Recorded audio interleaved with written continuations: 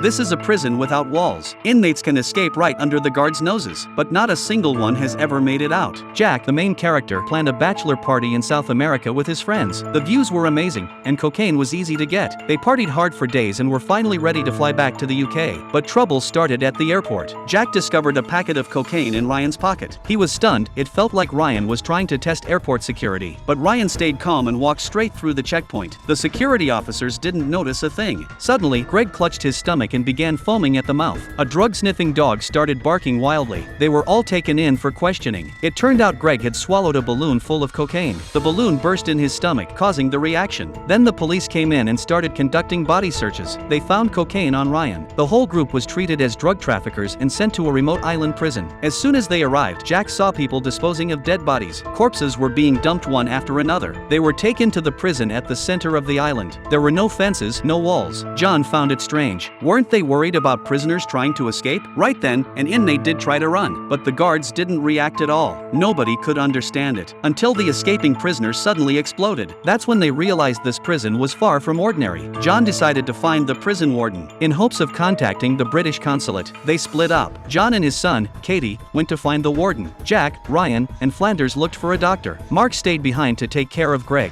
In the prison block, they ran into two menacing inmates. Jack's group found a locked building that seemed like a clinic, but the doctor inside didn't look like someone they could trust. Since they didn't speak the language, Jack used gestures to communicate. Eventually, the doctor let them in. Inside, they saw a man submerged in ice water. It looked like he was about to have his organs harvested. They realized this wasn't a hospital at all. Flanders hit the doctor with a chair and knocked him out. Then a man named Nick appeared. He spoke English and claimed he could help them escape. They believed him, but Nick ended up running off on his own. Soon after, a tattooed man showed up and took them to another room filled with armed men holding AK-47s. The prison boss told them they had to give up a pair of kidneys as compensation for attacking the doctor and letting Nick escape. But before that, the doctor needed to point out who had hit him.